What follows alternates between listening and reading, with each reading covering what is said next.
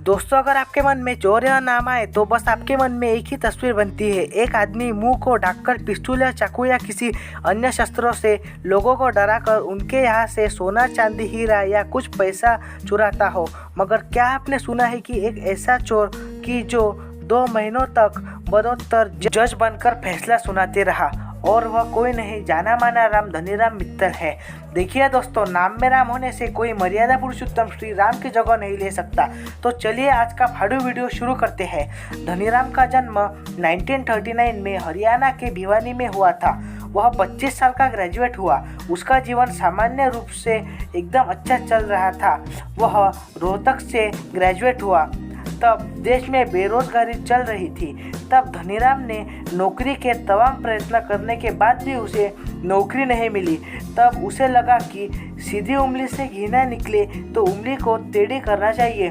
तो उसने फर्जी डॉक्यूमेंट बनाने का काम शुरू किया। वह आरटीओ ऑफिस का फर्जी डॉक्यूमेंट बनाने में किंग हो गया था। तो भी उसके मन को शांति नहीं मिली। उसे इस काम में ठीक ठाक कमाई हो रही थी। फिर उसने मन में इच्छा जागृत हुई कि स्टेशन मास्टर बना जाए। वह पहले से ही डॉक्यूमेंट बनाने में मास्टर हो गया था।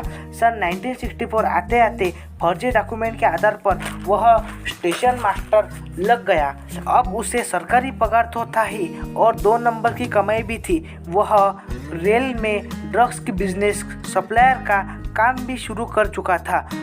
महाशय को इसमें भी मज़ा नहीं आया। उसने नौकरी छोड़ी और गाड़ी चुराने का बिजनेस शुरू किया।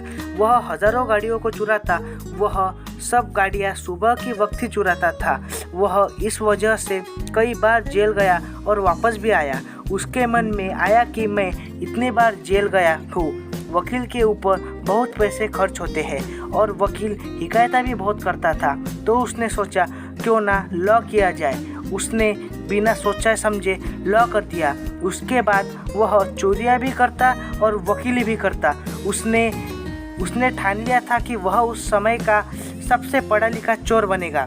कुछ साल बाद उसने हैंडराइटिंग एक्सपर्ट का कोर्स किया ताकि फर्जी दस्तावेजों पर एक जैसी साइन कर सके। तो भी उसे डर लगने लगा था कि कोई उसे पकड़ ना ले। उसकी वजह से उसने ग्राफियोलॉजी की पढ़ाई की। अब वही इतना शातिर चोर हो गया था कि सच्चे और फर्जी डॉक्यूमेंट में का फ़र्क उसे समझ में आता था। वह कौन सी भी गाड़ी चुराता तो उसके पेपर नए बनवाता और फिर उसे बेचता। अब वही चोर करता और पुलिस वालों के हाथ में कोई भी खास प्रूफ हाथ नहीं लगता। इसकी वजह से पूरी पुलिस फोर्स के नाक में दम हो गया था। धनीराम 8 दिन में से 4 दिन कोर्ट में रहता। जज के सामने जज ने एक दिन चिल्लाकर कहा कि दफा हो जाओ मेरी कोर्ट से। तो 2 पुलिस कांस्टेबल उसके साथ बाहर गए और चाय की टपरी पर चाय पीने लगे।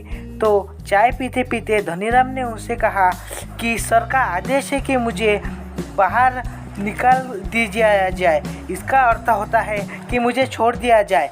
दोनों पुलिस वाले उसके बातों में बहलाकर फुसलाकर वह उधर से भाग गया। फिर ये बात जब जज को पता चली तब जज ने कहा कोई बात नहीं, 2-3 दिन के बाद में धनीराम फिर से कोर्ट में फिर से हाजिर हो जाएगा। तो अभी मैं उसकी आपको एक ऐसी बात बताने वाला हूँ जिसको सुनने के बाद आपका भी एक बार भरोसा नहीं बैठनेगा। कागजों के आधार पर उसने जंजर कोर्ट के एडिशनल सेक्टर के जज को तकरीबन 2 महीने की छुट्टी पर भेज दिया। जज ने भी यह सब सही मानकर छुट्टी पर चले गए। फिर हमारे चहेते धनीराम जी जज के रूप में विराजमान हुए। वो कानून का पहले से ही बहुत जानकार था। उसकी वजह से ये सब बातें उसके लिए नई नहीं थी। तो उसने कुछ लोगों को बेल दी। वो कुल मिलके 2740 या इसके ऊपर भी हो सकते हैं। और जो लोग उसे पसंद नहीं आते थे उसने उसको सज़ा भी दे दी। दोस्तों, अगर आपको ये वीडियो इतना सा भी अच्छा लगता है तो लाइक और सब्सक्राइब कीजिए।